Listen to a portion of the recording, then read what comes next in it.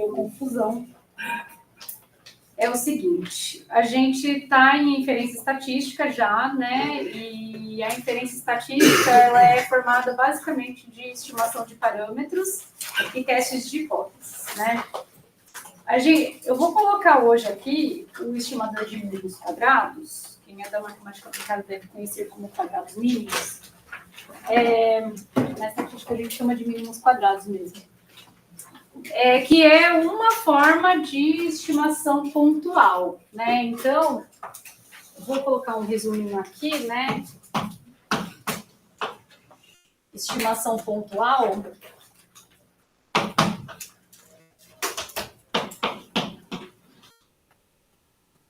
Então, alguns métodos de estimação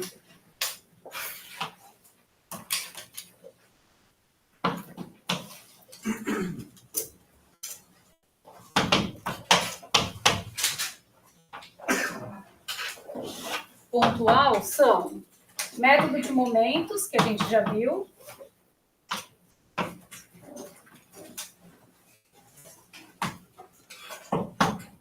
Método de mínimos quadrados. A gente chama de mínimos quadrados, inclusive... Bom, em inglês é least squares estimate, né? Então, seria, teoricamente, quadrados mínimos, mas em estatística a gente vai, inclusive, dar um sobrenome depois para eles. Então, vai chamar de mínimos quadrados ordinários, de mínimos quadrados ponderados, mínimos quadrados generalizados, tá? Então, eu vou manter essa nomenclatura, embora eu concorde que least squares, a tradução deveria ser quadrados mínimos, tá? E método de máxima verossimilhança.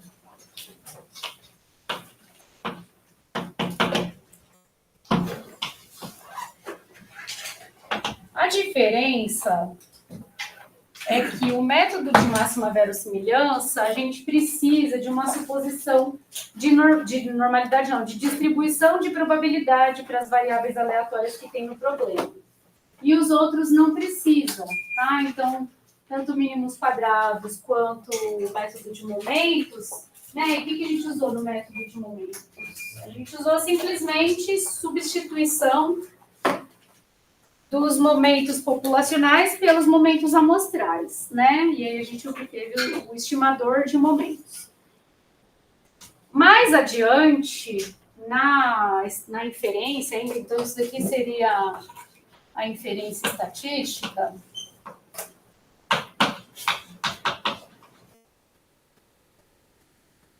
Teria esses passos aqui, né? Então, estimação pontual, estimação intervalar. Eu já introduzi a ideia para vocês. Que são intervalos de confiança.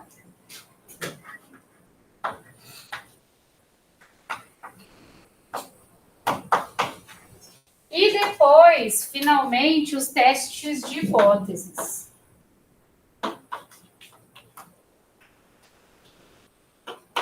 Testes de hipóteses sobre os parâmetros. Então, é sempre inferência sobre os parâmetros da população. Tá? Então, a gente lembra, a gente tem uma população e a gente não consegue conhecer, né, todos os parâmetros dela, da qual a gente não consegue conhecer todos os parâmetros, por exemplo, média de uma variável, variância de uma variável, a gente não consegue conhecer os parâmetros populacionais. Por meio da amostra e por contas que a gente faz da amostra, a gente estima os parâmetros da população, né? Sobre esses parâmetros, eu quero fazer estimação pontual, e aí eu vou ter um valorzinho, uma estimativa que resume a informação da amostra, mas, como eu falei para vocês, sem ter uma medida de variabilidade, é difícil da gente saber, né? Se eu vou chegar perto daquela estimativa pontual toda vez, ou sempre, ou quase nunca, né? Então, a gente tem também medidas de estimação intervalar, que são os intervalos de confiança, que é dizer, basicamente, olha, com 95% de confiança, os salários dos cientistas de dados plenos estão entre 5 e 10 mil reais em início de carreira, por exemplo. tá? Então, eu dou um intervalo ali, onde eu espero encontrar 95%, 90%, 99% dos salários iniciais, tá? Então, a estimação intervalar ela é importante porque ela dá um intervalo onde estão os dados, né, com algum nível de confiança. Esse nível de confiança pode ser visto como uma medida de erro, tá? Não é exatamente isso, mas também não é uma probabilidade. Quando eu for falar de intervalo de confiança, a gente vai definir direitinho o que é o intervalo de confiança, mas é uma ideia assim, se eu pudesse repetir a minha amostragem, um número grande de vezes, em 95% das vezes eu teria o verdadeiro valor do parâmetro dentro daquele intervalo, tá? E os testes de hipótese são para avaliar, por exemplo, né, se os dados confirmam ou não uma afirmação feita sobre eles, né? Então, a informação é feita sobre a população e os dados podem me dar evidências para confirmar ou para contrariar aquela afirmação que foi feita, tá? Então, existem métodos, né, de estimação pontual. Também existem métodos de estimação intervalar, além do intervalo de confiança, e a gente vai ver pelo menos mais um deles com o estimador Bayesiano, tá? E os testes de hipóteses, para cada caso, a gente vai ter um teste específico, tá? Então, eu vou falar hoje do estimador de mínimos quadrados. Eu costumo não falar isso agora,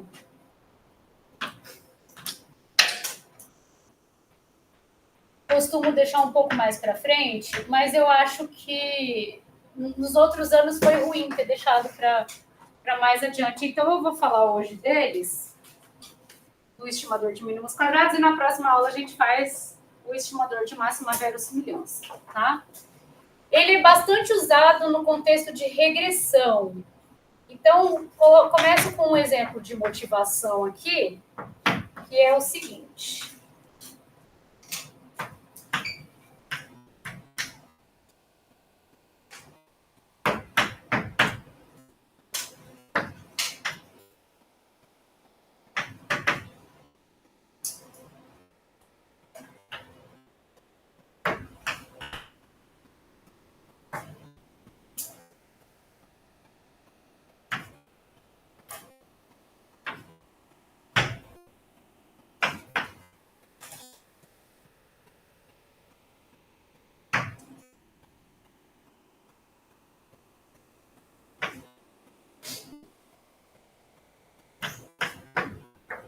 Então, ó, suponha que a resistência de uma fibra, que é representada pela variável y, seja aproximadamente proporcional ao seu diâmetro x, com um coeficiente de proporcionalidade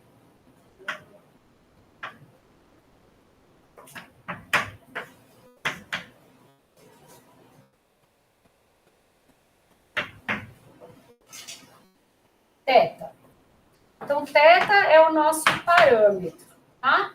Ou seja, y é aproximadamente θ vezes x. Por que eu costumo não colocar isso aqui? Porque aqui a gente já está trabalhando com duas variáveis, mas eu achei que das outras vezes foi ruim não ter colocado isso, então eu vou colocar aqui neste mesmo momento, antes de falar de estimador de máxima verossimilhança.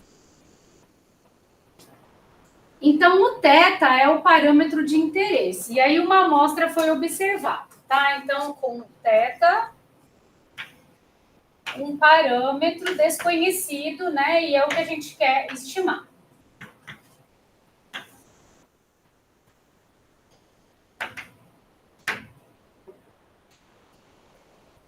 Uma amostra de tamanho n igual a 5 foi observada. Então, claro que aqui, né, a gente faz com uma amostrinha pequena para ser didático, né? E aqui, esses dados, eles podem... Eu só vou, para eu colocar aqui nesse pedacinho da lousa, eu vou colocar em linha, mas No seu conjunto de dados, ele estaria em colunas, tá? Então, o X, que é o diâmetro, e o Y, que é a resistência, né? Da fibra. Então, para o diâmetro 1,2, agora eu não sei se é em centímetros, mas enfim, a medida aqui não vai importar para a gente, foi observada a medida de resistência 3,9. Para 1,5 do X, foi observado 4,7. Para 1,7 do X, foi observado 5,6. Para 2 de X, foi observado 5,8. Para 2,6 de X, foi observado 7. E a média de X e de Y foi observado na amostra, foi então, colocar X pequeno e Y pequeno, porque já é a estimativa aqui, né? Já é o valorzinho médio que foi observado, X barra, Y barra, igual a 5,4. Então, se a gente observar esses dados, a primeira impressão que a gente tem é que conforme o Y aumenta, conforme o X aumenta, o Y aumenta também. Então, eu já espero que o θ seja positivo, mas a gente vai fazer a conta para estimar o θ, tá? Então, a média dos valores de X que foram observados foi 1,8 e a média dos valores de Y foi 5,4. E o nosso objetivo é estimar θ a partir desse conjunto de dados didático aqui, né, de 5 observações. Então, ó, quem quiser colocar uma observação aí que isso no conjunto de dados, o X estaria numa coluna e o Y estaria numa outra coluna, pode colocar, tá? Eu só coloquei ali para aproveitar aquele pedacinho da lousa. Então, o objetivo é estimar θ.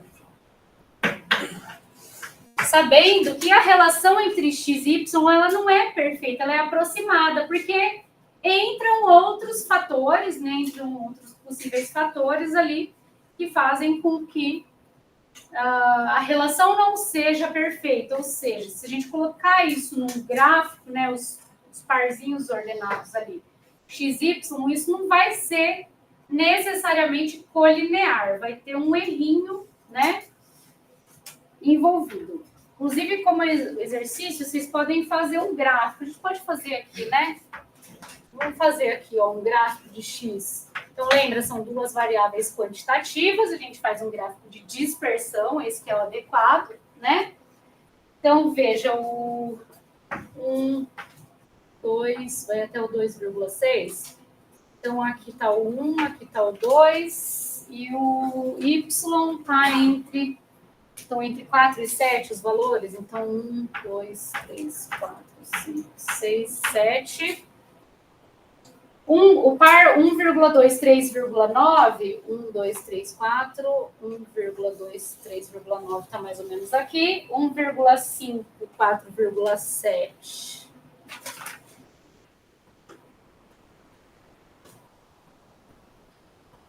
Está mais ou menos aqui, então só um esboço, né? 2, 5,8.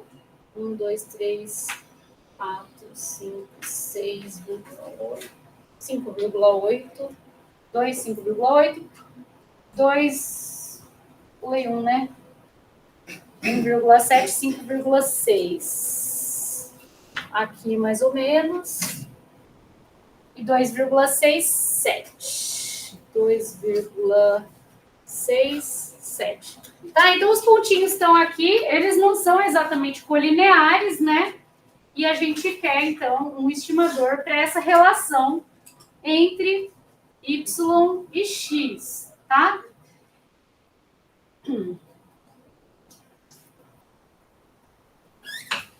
Então, estimar θ de forma a minimizar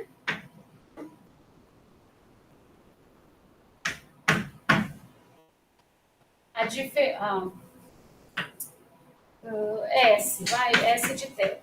Então, a nossa função aqui de θ, que eu quero minimizar, vai ser assim, soma para i de 1 até n de yi menos θ xi ao quadrado, né? É a soma dos quadrados dos erros que eu tenho que eu vou ter ao estimar, né, o θ, sabendo que a relação entre y e x ela é aproximadamente y igual a θx, né? Então eu quero minimizar encontrando esse θ que eu vou chamar de θ chapéu, né?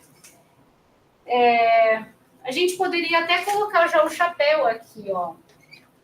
Porque o θ, ele é desconhecido, ou seja, o θ é um parâmetro populacional que descreve a relação entre y e x. Eu não conheço ele. Quem eu vou conhecer vai ser o θ chapéu, que é o meu estimador de θ, tá? Então, vamos colocar o chapéu aqui, ó, para dizer que isso daqui vai ser uma quantidade amostral. E eu vou calcular ele minimizando a diferença de y menos θ chapéu xi ao quadrado. Esse estimador vai ser chamado estimador de mínimos quadrados, tá? Então, como que a gente pode encontrar o mínimo dessa função? Posso derivar em θ chapéu igual a zero e verificar se é um ponto de mínimo, certo? Então,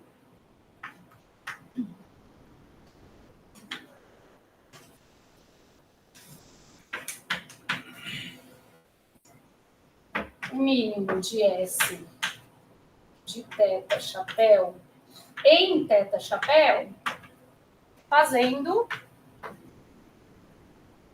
derivada de S. Nem precisaria ser delta, poderia ser D, né? Mas bem, vamos fazer assim.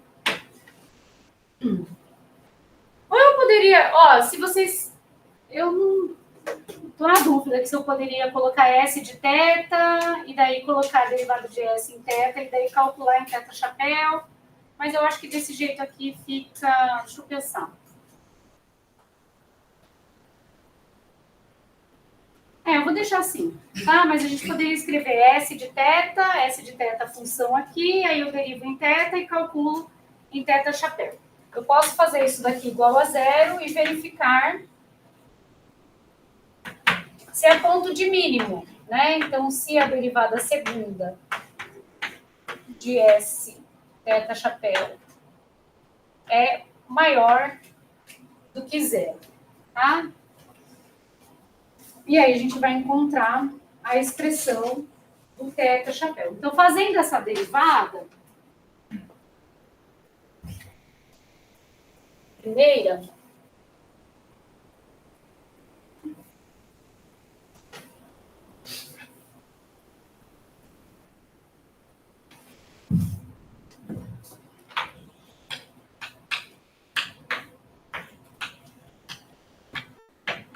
eu fico com 2 vezes soma para i de 1 até n de yi menos θ chapéu xi e tenho que derivar o de dentro, então eu fico com menos xi, certo? Então, ó, caio 2, fico com isso tudo aqui, fez a regra mais a regra da cadeia, né? Então, menos, derivando em θ, menos xi, o menos eu coloquei ali na frente. Igualando a zero, C e somente C, a gente vai, bom, isso daqui não vai influenciar no zero, isso daqui tem que ser zero, né? Então, eu vou desenvolver aqui, ó, eu fico com soma para i de 1 até n de x e y menos, vou abrir a soma aqui, θ chapéu xi ao quadrado, já vou abrir a soma aqui, ó, distribuir a soma também, para i de 1 até n. Já posso tirar o θ chapéu, porque ele não tem índice i, igual a zero. C e somente C. Agora eu vou passar esse termo para lá e vou dividir isso por xi ao quadrado. Só que eu vou colocar o θ aqui na frente, chapéu, né? Eu acho que vai ficar um pouquinho melhor. xi dividido por soma para i de 1 até n de xi ao quadrado.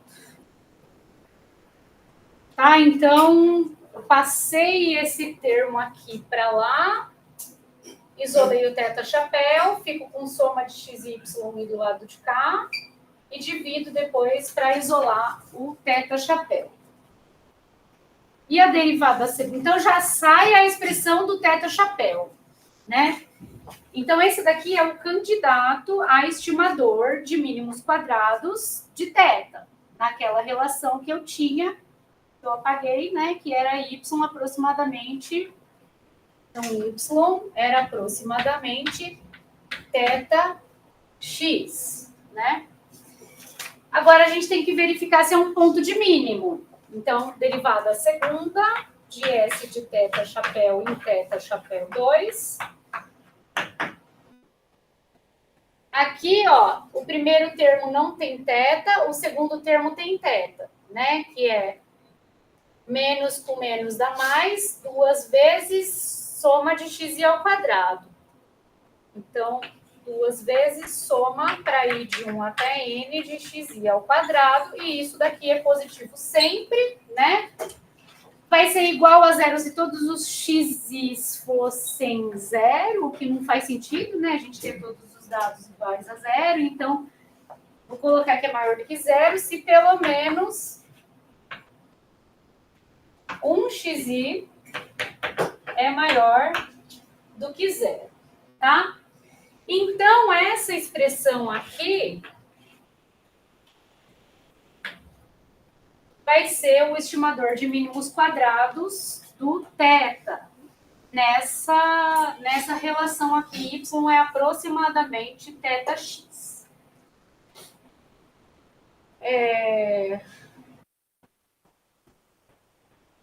E aí, o que a gente faz com isso, né? Então, esse daqui é o estimador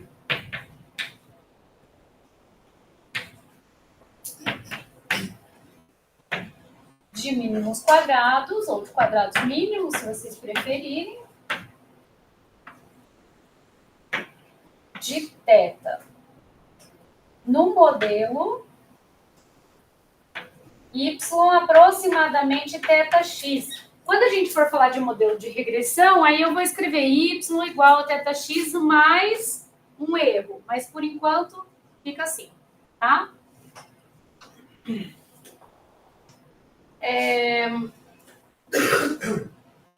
Esse é um estimador pontual. Como a gente tem os dados, então a gente pode voltar nos dados e fazer a conta da estimativa de mínimos quadrados, né, de θ. Posso apagar aqui? Então, eu sei que vocês já viram isso em outros momentos, talvez em cálculo numérico. Mas daqui a pouco a gente vai falar com uma nomenclatura estatística de modelo de regressão, tá?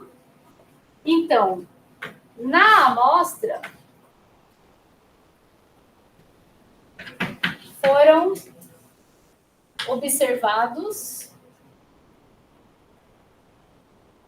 soma de x, y, y. Aí eu já posso colocar minúsculo, tá, gente? Por quê? Já são os dados observados. Para ir de 1 até 5, no caso, não fiz a conta. É que eu já faço. X ao quadrado. Vou fazer já aqui.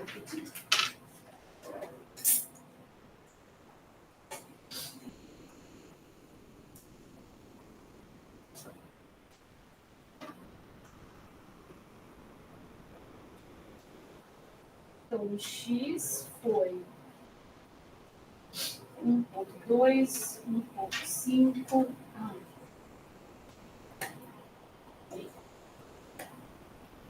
Legal. Deixa eu...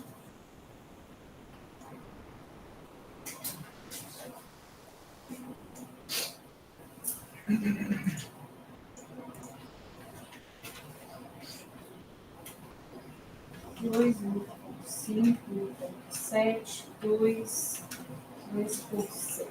E o y foi 3.9, 4.7, 5.6, 5.8 e 7. Então, x vezes y.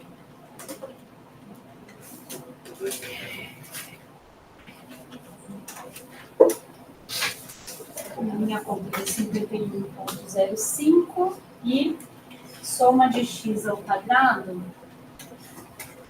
deu 17,34. 17,34.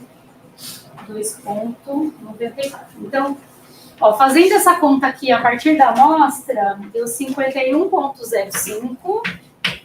Claro, né? Aqui eu estou fazendo a mão, mas na prática a gente não vai fazer a mão, né? Que a gente precisa entender o que está por trás desse estimador. Então, a estimativa θ chapéu, agora obtida da amostra, então agora eu vou escrever com letra minúscula, para ir de 1 até 5, soma de xi ao quadrado, para ir de 1 até 5, fica aproximadamente 2,94.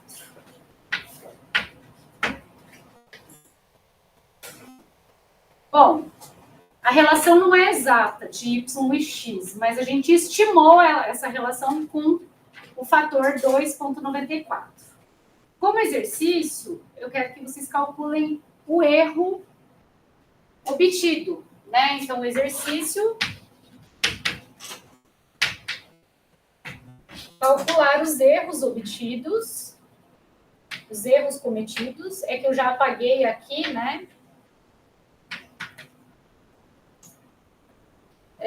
Que seria a distância, né, a distância não, a diferença mesmo, né, do y para θ chapéu xi para todo i, tá? E de 1 até 5. Então, faz o cálculo de xi vezes 2,94 e vê a diferença deles, né?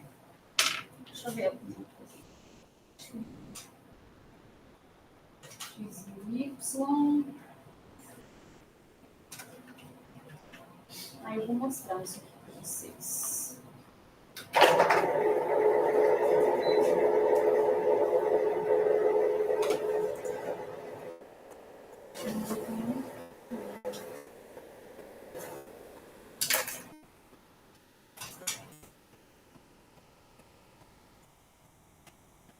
Mas aí, beleza, tem esses erros. Certo. E aí você pode usar para estimar o erro em si. Você faz uma distribuição de erro, né? Com variável aleatória. Isso. Isso. Deixa eu ver se convém eu colocar isso aqui para vocês. Vou colocar assim, um modelo, como um modelo de regressão. Deixa eu só mostrar antes. Oi. Tem alguma interpretação que está acontecendo ali? Que, tipo, Tem. É como se você tivesse multiplicado por xi. Então, o y tem uma relação com x, mas ela não é exata, ela é aproximada, né? A gente estimou essa relação como 2,94. Então, quer dizer, o y ele vai ser aproximadamente 2,94 vezes o x. Só que é só uma tendência, né? Uma tendência linear. Ele não é um valor. Os pontos eles não estão colineares, né? Vou explicar pelo x então meio que normaliza. Aí o que não é que o y é a resistência e o x é o diâmetro. Só que não é exatamente um como o múltiplo do outro, né? Nossa. É uma relação aproximada, né?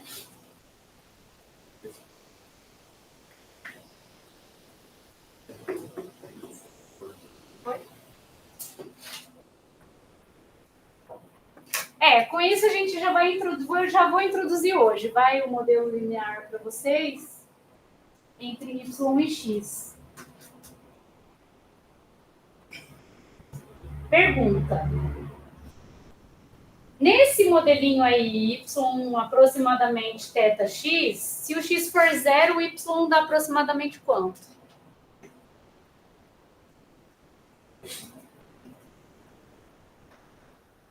Dá 0, né? Dá 0?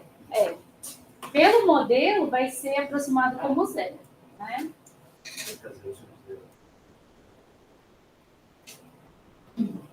Esse é um Na verdade, não fica 0 sobre 0, porque esse daqui é só o estimador. No estimador vai entrar todo mundo, e não vai ser todos os x iguais a 0, né?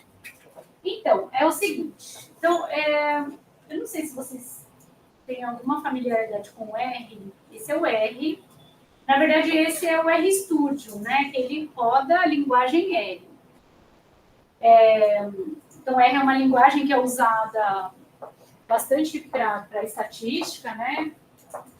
Já há muitos anos. E assim, como é uma linguagem muito... Não era isso que eu queria desligar, deixa eu tirar isso daqui.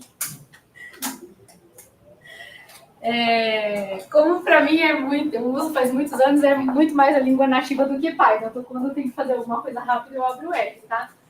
Eu digitei os dados aqui, né? X e Y. E eu fiz a continha do X, soma de X e Y e é desse jeito que faz a soma, tá? Transposto de X. Eu acho até que daria para fazer soma de X vezes Y. Dá para fazer também, tá? Eu fiz matricial aqui, X vezes Y, e a soma de X ao quadrado. E aqui eu dividi, né, a soma de XY pela soma de X ao quadrado. E eu plotei aqui os pares X e Y. Então, os pares, ó, se vocês observarem, eles não são colineares, né? Tem um errinho envolvido. Com essa função abline, eu posso... Deixa eu chamar isso de θ-chapéu. Θ-chapéu vai ser a soma de X vezes Y dividido pela soma de X ao quadrado. É o nosso estimador, tá? Com o abline, ele vai fazer uma linha para mim, vai fazer a linha de regressão, né? Eu coloco aqui o coeficiente linear, que eu já vou falar daqui a pouquinho para vocês o que é, e o coeficiente angular. Então, ele fez a retinha de regressão ali desses pontos, né? Vocês percebem que a reta não vai passar, né, por cima de todos os pontos, que vai ser um modelo aproximado, né, uma tendência, mas que depois a gente pode querer testar, inclusive, se existe significância estatística nos parâmetros dessa reta, né? Eu já vou colocar um modelo aqui para vocês, já com a cara de modelo linear, tá? Então, o que significa isso? Significa que a gente estimou a relação entre X e Y. Aí vocês me perguntaram do erro, né? O que a gente chama de resíduo é a diferença de Y menos θ chapéu vezes X. Então, a diferença do que eu tinha observado para o que eu estimei na reta, eu vou chamar de resíduo. E eu espero que esses resíduos estejam distribuídos... Deixa eu aumentar um pouquinho. Não, isso não funciona. Então,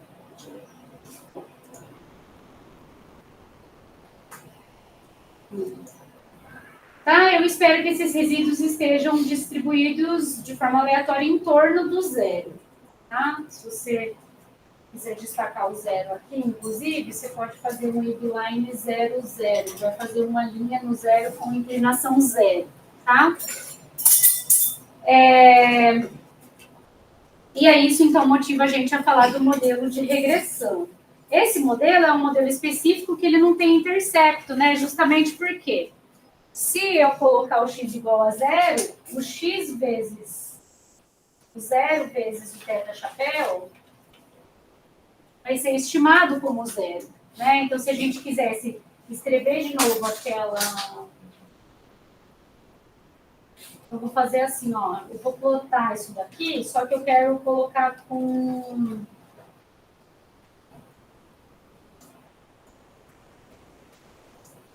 deixa eu pensar, ele estava de 0 alguma coisa, vou colocar de menos 2. 7. Ficou muito, né? Ficou muito juntinho aqui.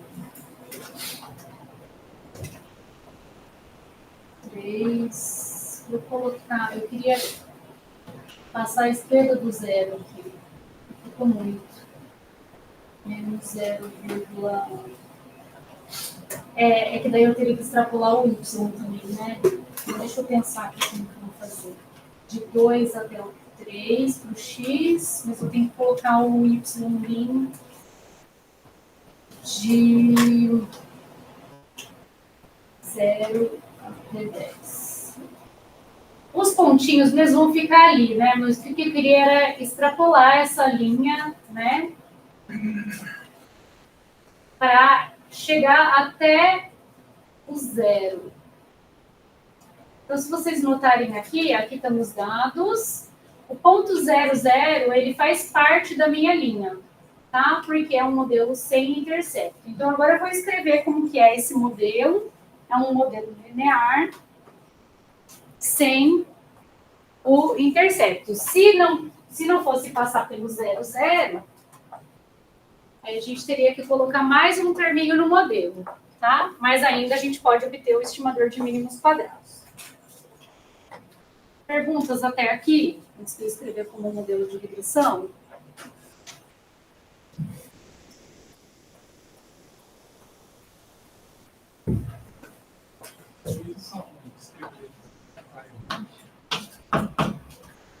Então, quem perguntou? O estimador de mínimos quadrados, ele foi construído de forma a minimizar os erros, né? O resíduo é como se fosse o erro observado.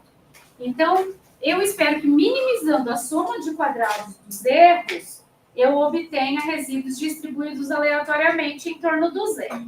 Acontece que isso nem sempre acontece, né? Aí a gente talvez tivesse que considerar outros modelos mais complexos para alcançar que os erros sejam distribuídos aleatoriamente em torno do zero. Você pode supor a normalidade em torno do zero, mas até agora eu não supus a normalidade ainda, tá? Essa pode ser uma das suposições do seu modelo. Oi, quem mais queria perguntar? C quadrado é só por causa do zero.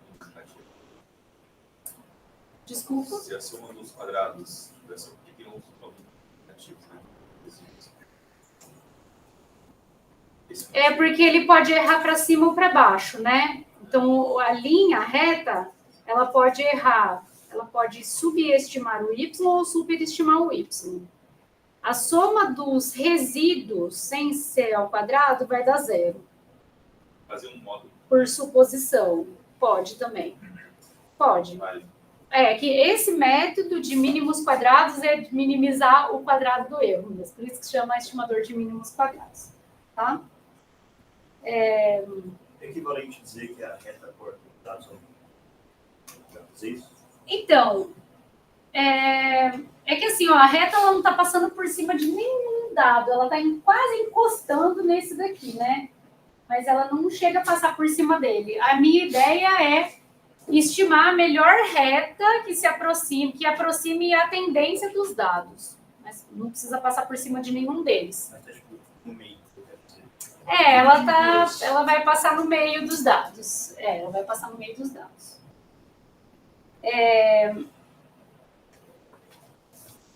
Então, esse exemplo motiva o que a gente chama de um modelo de regressão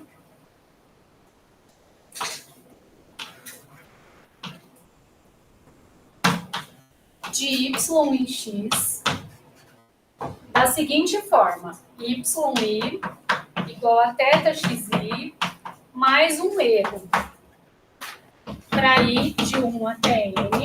Então, esse daqui, gente, é o primeiro modelo de regressão, né, que vocês vão ter contato aqui no curso, que é um modelo que nos ajuda a estudar a relação entre y e x, só que ele só tem coeficiente angular, ele não tem intercepto. Daqui a pouco eu vou escrever com intercepto também. Nesse modelo, a suposição usual é que YI é variável aleatória, observável. XI é uma variável não aleatória, então ela é fixa. EI é uma variável aleatória não observável.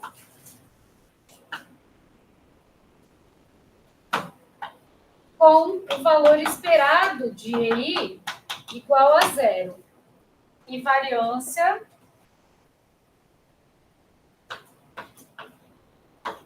de EI constante igual a 1 sigma quadrado.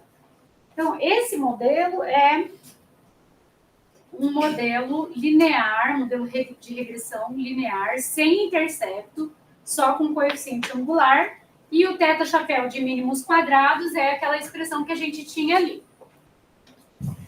E aí eu vou fazer mais algumas pontinhas aqui.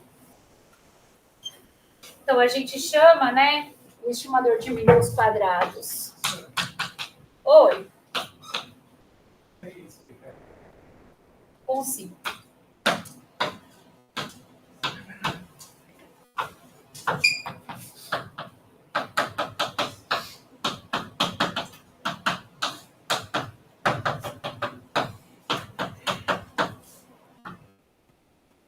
Oi, quem perguntou? Oi.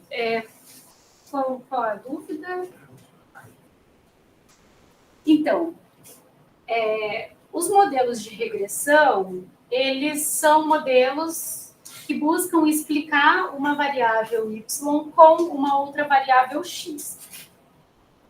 Ele pode ter qualquer expressão, pode ser linear, não linear, pode ser polinomial, pode ter outros parâmetros, né? Mas nessa relação em que o y é aproximadamente θx, a gente pode escrever aquela relação com essa cara de modelo aqui, em que cada yi vai ser explicado por um θxi, só que como ele é aproximadamente isso, a gente coloca o que não foi explicado em um terminho que eu chamo de erro aleatório, que é o εi, tá? Então, para todo i de 1 até n, o yi vai ser explicado como θxi mais um erro aleatório. E no mundo, né, dos modelos de regressão, é comum a gente supor que yi é uma variável aleatória, xi, a gente assume que ela é fixa no sentido de que se eu pudesse controlar todos os valores de xi, era ele que eu iria controlar. Então, se eu quero variar o diâmetro das peças, eu vou definir quais diâmetros que eu vou observar, e daí o y vai ser a resistência observada para aqueles valores que eu fixei, tá? Como o y não é exatamente θxi, então a gente coloca o que não foi explicado com essa parte aqui, a gente coloca numa componente aleatória, que eu vou supor que tem valor esperado igual a 0 e variância fixa, tá?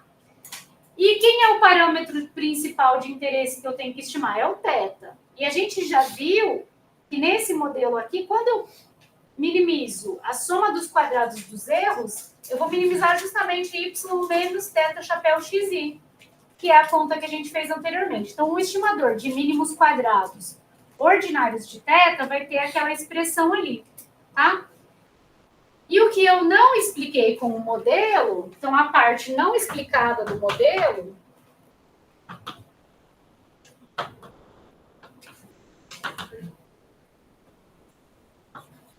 de yi com θ chapéu xi é chamada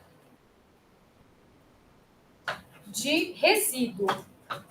O resíduo é o que restou, né? A gente pode chamar assim, ó. E chapéu é a diferença de yi menos o θ chapéu xi. Então, o que eu não consegui explicar do y com o θ chapéu xi por outros fatores, por outras condições que eu tinha lá no meu experimento, né? Eu vou chamar de y chapéu. É comum a gente chamar de RI também, tá? Mas eu vou deixar assim, que já vai introduzindo para vocês. E esse modelo é um modelo de regressão linear. Então, esse modelo, que eu vou chamar aqui de estrela, é chamado Modelo de regressão linear.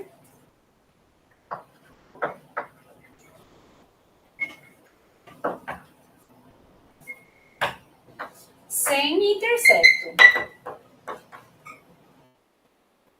Por que ele é chamado de modelo de regressão? Porque eu tenho interesse em, com base nos dados, regredir para a relação que teria gerado aquelas observações, tá? Então, eu tenho interesse em regredir para a reta de melhor ajuste entre y e x, né? Então, os pontinhos eram aqui, aqui, aqui, aqui, aqui. Estou colocando meio esboçado aqui, né? E ele passa mais ou menos por aqui, sei lá, digamos. Então, eu quero encontrar essa reta que melhor explica a relação entre y e x. Já que eu estou falando...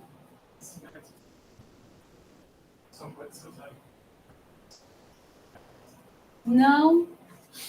Pode ser usado em qualquer relação entre y e x. O que ele faz? Ele minimiza o quadrado dos erros. A soma do quadrado dos erros.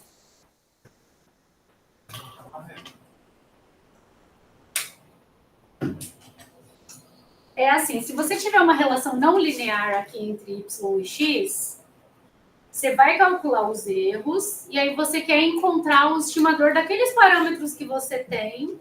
Você pode derivar a soma de quadrados dos erros, igualar a zero. O que vai acontecer em um modelo muito não linear é que não vai sair bonitinho desse jeito, tá? Só que o modelo não linear, ele vai ser do tipo alfa mais exponencial de menos beta ao quadrado. Vai sair um monte de parâmetros malucos ali, né? Que não necessariamente vai sair bonitinho daquele jeito. Mas nesse modelo, que eu só tenho um parâmetro, que é o meu parâmetro de interesse, que é o θ. Eu tenho o sigma 2 também, mas eu não tenho interesse nele nesse momento. Eu só tenho um parâmetro, a expressão dele é aquela lá, tá? Já que a gente viu o valor esperado, né? Então eu vou fazer uma continha aqui de como ficaria com essa suposição de que erro igual a zero, variância sigma 2, como fica o valor esperado de y, segundo esse modelo. Então, vocês lembram das propriedades de valor esperado, né? Então, se o valor esperado de y é igual a zero, então, quem é o valor esperado de y? O valor esperado de y, ó, o θ é fixo, no sentido de não aleatório. O x a gente assume fixo, no sentido de não aleatório. Então, o valor esperado de uma constante é ela mesma, e o valor esperado do epsilon é zero, e a soma dos valores esperados o valor esperado da soma é a soma dos valores esperados.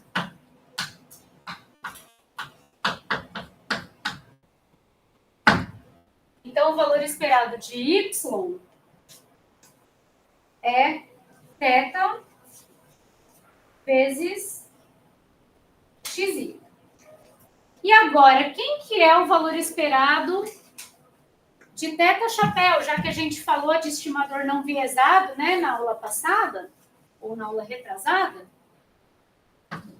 Quem que é? Então, ó, lembrando, né, o θ chapéu é um estimador. Então, qual que é a entidade matemática, estatística? Ele é uma variável aleatória. Então, a gente consegue calcular o valor esperado do θ chapéu. Lembra que a gente fez a conta na aula passada, né? O valor esperado do mi chapéu, para ver se ele é não viesado. Então, o valor esperado do θ chapéu é o valor esperado de soma para i de 1 até n de xi dividido por soma para i de 1 até n de xi ao quadrado. Bom, acontece que os x são fixos. Então, ele pode sair no denominador, né, do valor esperado, e em cima eu fico com o valor esperado de uma soma, que é a soma dos valores esperados. Então, eu vou escrever mais um passinho aqui. Então, aqui, ó, eu já posso tirar a soma para ir de 1 até n de xi ao quadrado do valor esperado, porque ele é não aleatório. E aqui em cima, o valor esperado da soma é a soma para ir de 1 até n dos valores esperados de x, y e y. Acontece que isso daqui, para a gente é uma constante, ele também pode sair do valor esperado, mas não da soma, né? Porque depende do índice i. Então, soma para ir de 1 até n de xi, valor esperado de yi, soma para ir de 1 até n de xi ao quadrado. Quanto que é o valor esperado de yi? A gente calculou aqui em cima. É θ vezes xi. Então, aqui θ vezes xi, só que o θ pode sair da soma, porque ele não tem índice i. Então, a gente fica com θ, soma para ir de 1 até n de xi ao quadrado, dividido por soma para ir de 1 até n de xi ao quadrado. Quanto que é o valor esperado de θ chapéu, então? É θ, porque cancela esse com esse. E é θ. Então, o que o θ é? Θ chapéu é um estimador não viesado de θ. Lembra dos passos para calcular, né? Para observar ou identificar? Se um estimador é não viesado para um parâmetro, você faz o valor esperado dele. Se o valor esperado dele for o verdadeiro valor do parâmetro que você quer estimar, então ele é um estimador não viesado daquele parâmetro, tá? Então, vou escrever a conclusão aqui.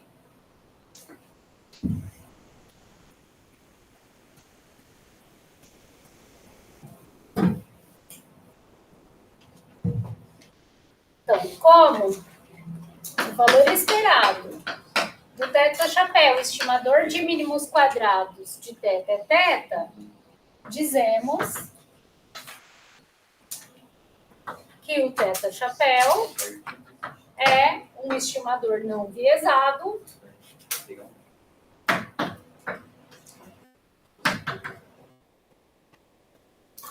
de θ. No modelo yi igual a θ xi mais εi. Qual que foi a suposição que a gente fez? Que o valor esperado dos epsilons é 0 para ir de 1 até n. Podem perguntar.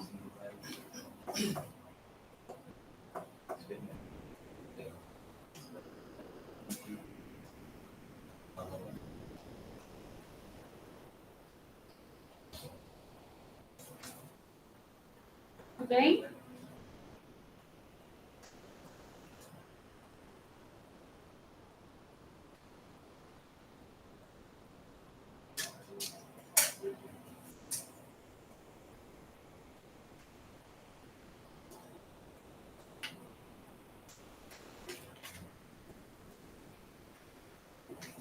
Dúvidas? Vocês nunca tinham visto isso? Já tinha visto em cálculo numérico, imagino? A gente não tem cálculo numérico. Vocês não têm? Ciência de dados, não. Não tem? Quer dizer, acho que é obrigatório, não. A gente não teve até agora. A gente está em cálculo 3 agora. Gente, que incrível. Estou chocada. Pô, a matemática aplicada eu tenho certeza que tem, porque eu fiz matemática aplicada. Tinha. Acesso dado, acho que esse curso que é o da matemática aplicada.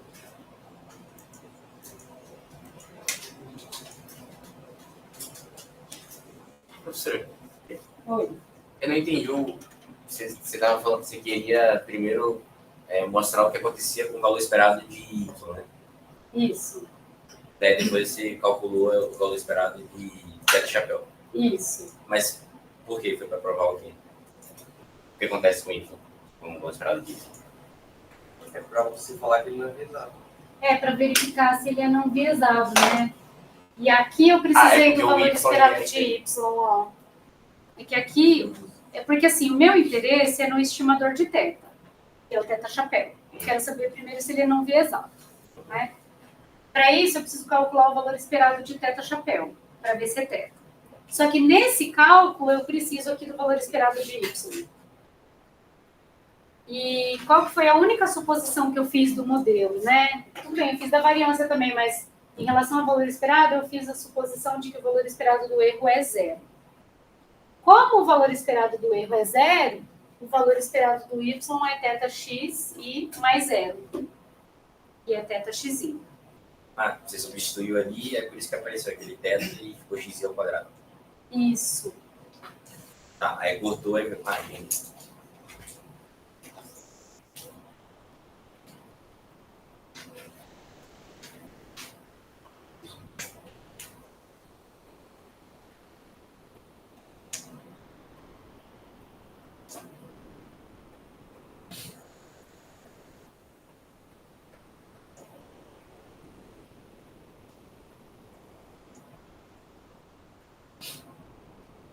É optativa.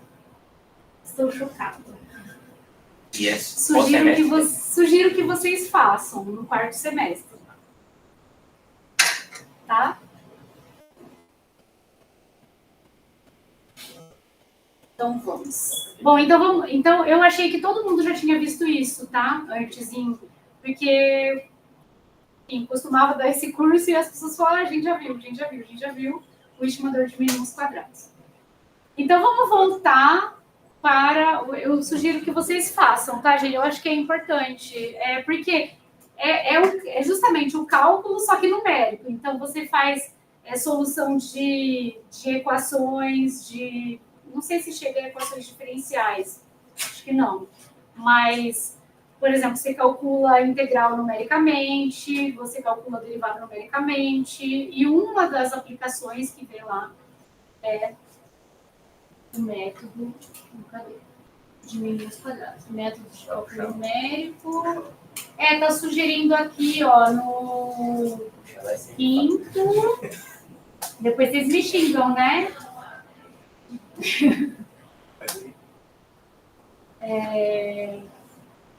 Eu particularmente gosto bastante dessa disciplina, tá? Mas deixa eu ver aqui. Professora, tem também Não tem, parece que não tem. É em cima, eu acho. É que é métodos de cálculo numérico. Professora, Oi. tem teoria experimental das matrizes que também tem bastante coisa em comum no cálculo numérico. Mas eu acho que é diferente. É diferente, é mais voltado para matrizes, mas tem coisa em comum. Porque aqui tem muita decomposição de matrizes, realmente, ó. Leste, faturação. Tá bom. Gente, isso pode ser um atraso meu, porque quando eu vi em cálculo numérico. Mas, enfim, já viram, né? Então, viram pela primeira vez aqui. Tá? Então, o que vocês têm que olhar? O que é mais importante? Olhar para esse modelo aqui. Isso daqui é um modelo, né, que eu estou fazendo para explicar a variável y com o que a gente chama de preditor, ou variável explicativa, ou covariável x, tá? Agora, como eu falei, esse é um modelo sem intercepto. Eu vou colocar aqui para vocês, já que a gente falou desse tema, porque modelos, gente, vocês com certeza vão ver. Tem a disciplina de modelos de regressão e aprendizado supervisionado 1, que eu acho que vocês têm que fazer, eu acho que é obrigatório, que vocês vão ver vários tipos de modelo, tá? Não só linear. Só para confirmar um pouquinho, a parte do XI, você pode fazer toda aquela manipulação algébrica, porque é algo que você vai, um problema, você vai pegar já, para descobrir isso. É algo que você vai... O interesse principal do modelo de regressão é o seguinte: eu conheço dados x e y. Aí, é mais fácil para mim observar o x do que o y. Então, eu quero saber, para um novo x, qual seria o valor predito de y? Aí você pode fazer manipulação algébrica. Se você inverter, você poderia fazer uma coisa com y. Isso. Inclusive, tem modelos que olham desse lado invertido, tá? Chama modelo de calibração, mas isso já é mais lá na frente. O interesse é o seguinte. Então, tem um exemplo que a gente usa muito em modelos de regressão, que é assim. Imagina que eu quero predizer o valor, é muito batido esse exemplo. Predizer o valor de uma casa por características dela. Então, ela tem lá número de quartos, área da sala, número de banheiros, vizinhança, tanana, tudo isso vai entrar em X. E eu tenho um conjunto de dados, que é um conjunto de treinamento, em que eu tenho todos os X observados e tenho os Y também. E aí, imagina que entra uma nova casa, trabalho no ramo imobiliário, entra uma nova casa e eu quero estimar o valor de venda dela, pelas características que ela tem. Eu não sei o valor de venda dela, mas eu tenho uma base treinada, né, que eu posso usar para predizer aquele valor de Y que eu não conheço, tá? De forma mais geral, a gente teria um modelo com intercepto, né? Então, um modelo de regressão linear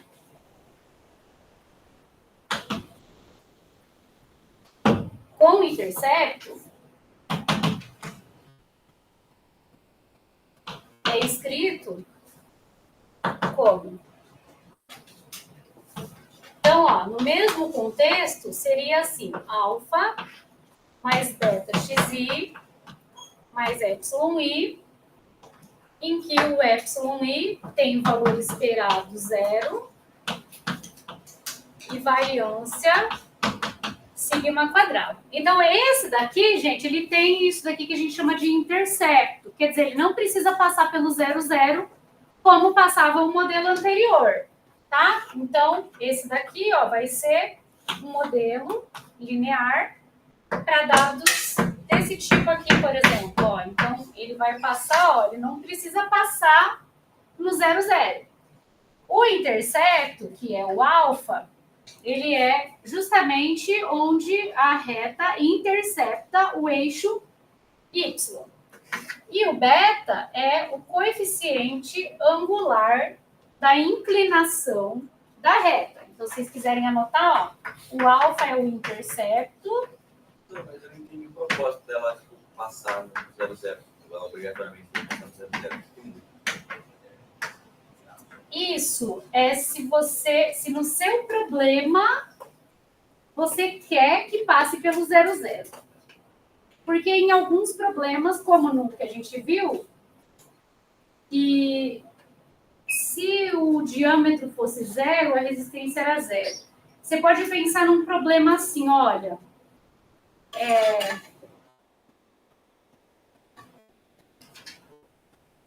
o quanto que a pessoa investe por mês como em um modelo linear do quanto que ela ganha por mês. Se ela ganhar 0, ela vai investir 0. Ela não vai ter de onde tirar o dinheiro para investir. Então, nesse caso, você força o modelo a ser sem intercepto. Porque essa parte do modelo aqui, que, aliás, a gente chama de parte determinística do modelo, é você que vai definir, tá? Assim, você, o pesquisador, quem estiver trabalhando com isso, vai falar assim, olha, eu quero um modelo que não passe pelo 0. Tipo, um diâmetro mínimo. Aí você vai colocar então, isso. Para cada problema, você vai poder definir essa parte aqui. Essa parte aqui, ó, a gente chama de parte determinística do modelo, tá? Essa daqui é a componente determinística.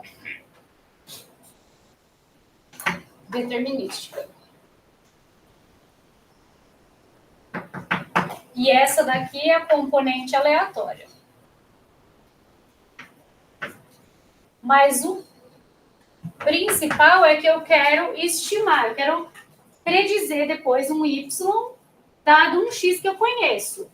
Quem são os parâmetros que a gente quer estimar nesse modelo? Porque a gente está falando de estimação de parâmetros, certo? Então, eu não conheço quem que são alfa e beta populacionais. Então, parâmetros de interesse. Alfa e beta. Tem o sigma quadrado também, mas eu vou deixar ele de lado um pouquinho. O parâmetro mesmo que eu tenho maior interesse nesse momento é alfa e beta para poder estimar a melhor reta. Oi. Qual é a interpretação que é dada desse epsilon? Ele é o erro. É o erro. O epsilon-i é chamado erro, é o iésimo erro aleatório do modelo do que não conseguimos explicar de y e com aquela parte determinística. Então, é assim. Como os pontinhos eles não vão chegar todos na reta, quer dizer, eu consigo estimar uma tendência de y quando eu aumento x, por exemplo. Mas eu não consigo passar por todos os pontos e nem quero passar por todos os pontos. Eu quero estimar uma tendência. Então, esse errinho, ele é a diferença do que eu não consigo explicar do YI. YI é esse parzinho aqui, ó, ele é XY, certo? É o parzinho XY. Então, o que eu não consegui explicar do Y com a parte determinística do modelo, eu vou deixar para o erro que se vire, ele que vai acomodar o que eu não consegui explicar do Y com essa parte aqui. Diga.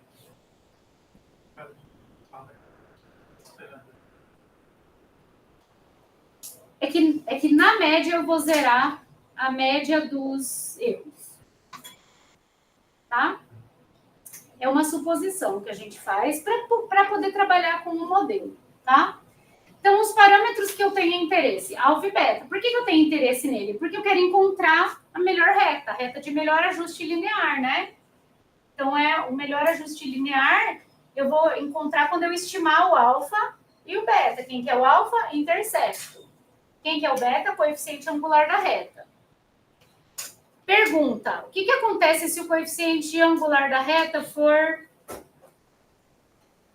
horizontal? Se ele for horizontal, significa que aumentando o x não faz diferença no y.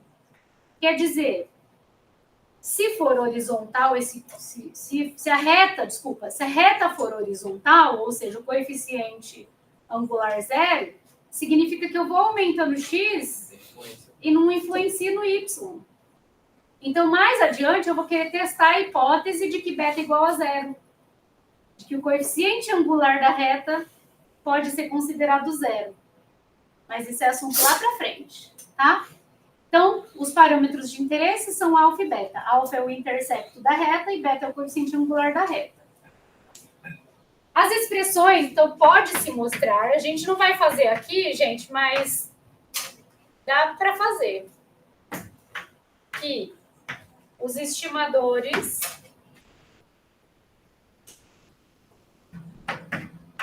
de mínimos quadrados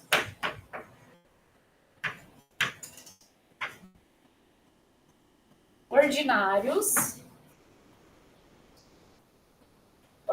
porque tem outros depois, tá? Tem ponderados, tem generalizados, tem outros tipos de estimadores de mínimos quadrados. De alfa e beta são esses daqui, ó, beta chapéu, e uma expressãozinha, tá? É uma generalização do caso anterior.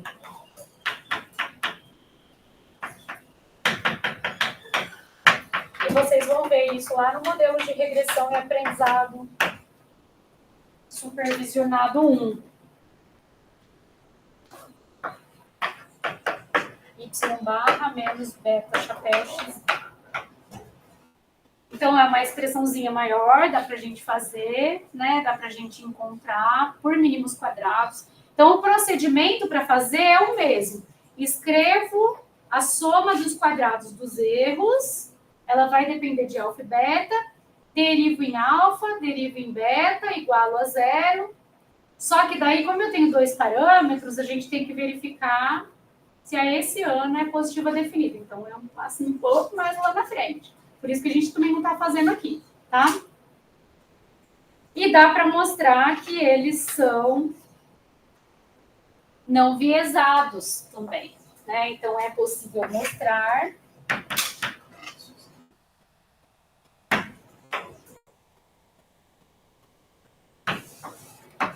que alfa chapéu e beta chapéu são não viesados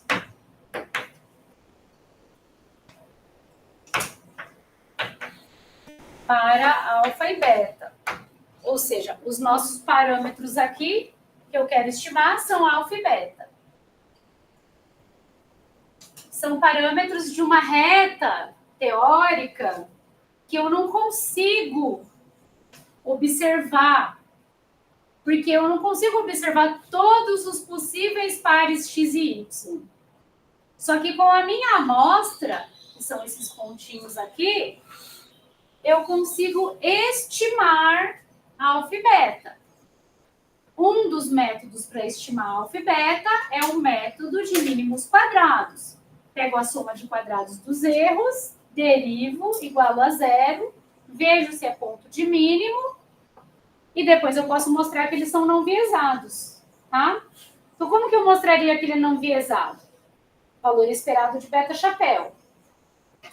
Valor esperado de beta-chapéu, o que vai aparecer? Ó, o denominador sai do valor esperado, porque x é fixo. No numerador, valor esperado da soma. Valor esperado de x e y e o xi sai do valor esperado. Fica só com o valor esperado de y e aqui. X barra é fixo, sai do valor esperado. O y barra tem que calcular o valor esperado dele, mas é o valor esperado da soma de y dividido por n. Fazendo essa conta, dá para mostrar que ele é não viesado para beta. E o alfa-chapéu? Valor esperado de alfa-chapéu vai precisar do valor esperado de y barra menos o valor esperado do beta-chapéu, que eu já conto para vocês aqui que é beta, vezes x barra. Ele vai dar não viesado para o alfa também, tá? Talvez essa aula seja muita informação para quem nunca viu o estimador de mínimos quadrados, mas, gente, é simples. Então, com as ferramentas que vocês já têm de calcular valor esperado, saber o que é um estimador não viesado, e derivada, que é basicamente o que a gente usa aqui, vocês vão assistir depois de novo essa aula, eu vou colocar ela para vocês, estou gravando aqui, e aí vai ficar cada vez mais claro para vocês. Eu posso garantir que todo mundo dessa sala um dia vai fazer um modelo de regressão. Todo mundo. Porque quando vocês forem trabalhar no mercado, o que vai ter? Vai ter várias variáveis. Vai ter uma variável de maior interesse, que é a resposta, que é o y, e vocês vão ter que entender como se relaciona o y com as variáveis x, tá? Se daqui 5 anos ninguém usar modelo de regressão, ou alguém não usar modelo de regressão, me manda um e-mail, por favor. Porque até hoje todo mundo precisou, tá? E depois vem os modelos mais complexos, né? Mas esse daqui é um primeiro. Esse daqui, ó, é uma variável resposta, uma variável preditora. 2 parâmetros para estimar. Erro do que eu não consegui explicar com a componente determinística. E dados num painel, né, com interesse em estimar alfa e beta. Deixa eu dar uma olhadinha na lista de vocês. Deixa eu parar aqui, porque eu acho que já...